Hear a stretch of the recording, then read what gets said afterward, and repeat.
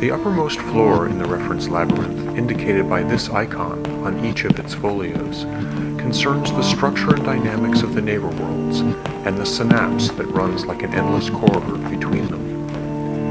In this small room, belonging to folio A1.2, we find a small weaving loom, the image chosen by the keepers to depict their vision of the world as a microscopic lattice.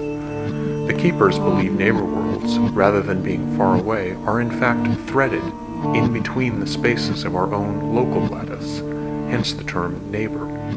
The lattices never touch, but do converge in the common empty vestibule of the synapse. Visitors to the archive can see a dramatic illustration of the keeper's view of the world in this simulation of a single magnified strand from our own local world lattice. A hallway leads us to the music room, where a harp plays to remind us of folio A2.1, Translation of Neighbor Worlds, in which the principle of resonant harmonics by which the neighbor worlds communicate is detailed. The keepers believe that resonant disturbances from neighbor worlds are the source of dreams, false memories, and chance occurrences. A curved balcony leads to an empty room with a checkered floor. This room belongs to folio A2.2, Ambient Pattern Language. This is the musical language of tones and rests, emitted from one world and translated into the local world images of another. Keepers have sporadically constructed elaborate devices to observe pure ambient pattern before it decays into ordinary local world images. A traditional pattern language receiver, employing a simple cathode ray tube, is on display in the archive's permanent collection. Descending a stairway, we arrive on floor B, devoted to the culture and practices of the keepers, and indicated by this symbol. Little is known about the keepers. Dispersed as widely as the codex itself, they share neither a language, a history, nor even the distinguishing physical features of a race. The sole thread that connects them is a belief in the synapse and the shared obligation to maintain it.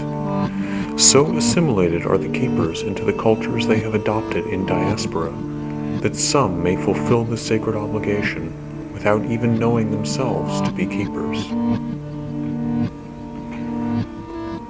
The foot of the stairway is flanked by what appear to be two gigantic glass urns whose walls are covered in frost.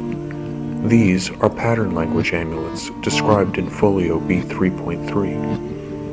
These reliquaries, believed to contain arrested phrases of ambient pattern language, adorn the doorways and windows of a keeper's home. At the onset of the synaptic apocalypse, or uncreation event, the amulet must be smashed so that new, fresh emissions of pattern language can be reseeded from the isolated phrases that have been preserved within the container. The archive's informative display of 4 working amulets clarifies visually the complex role they play in the life of a keeper.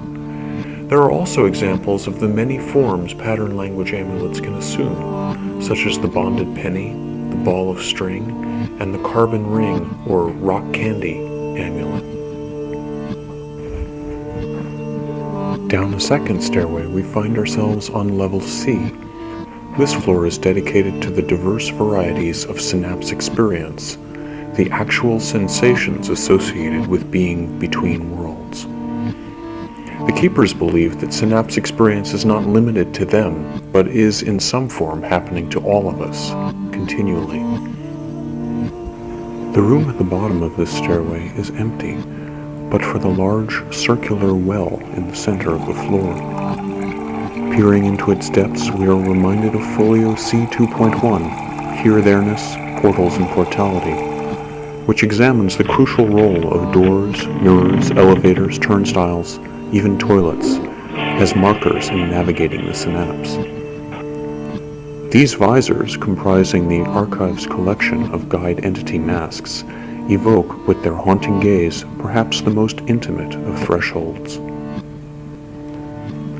A final stairway leads to the deepest known level of the reference labyrinth, floor D, devoted to recursions, logical paradoxes, and historical enigmas in the Synapse. We have arrived at a room in which a large tome sits on a simple podium. The book is the Codex itself in its entirety, and the room belongs to folio D2.1, which describes the construction of the Keeper's memory palace. Presumably, the book contains a reference labyrinth of its own, a maze within a maze. Here, in the room of the Codex, we have come full circle, or spiral perhaps, though we have hardly penetrated a fraction of the labyrinth. Ongoing research at the archive of the Synapse continues to discover new rooms and thus restore old folios from the fragments we have.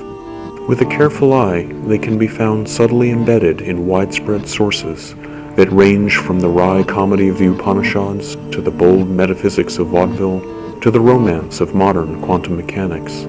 Whether we look in the realm of the sacred or the profane, extracting the Synapse myth from its local world camouflage is a task that requires an almost paranoid patience and a rigorous imagination. It is our hope at the archive that our efforts will not be in vain, and that the gap between the worlds will remain open for generations to come.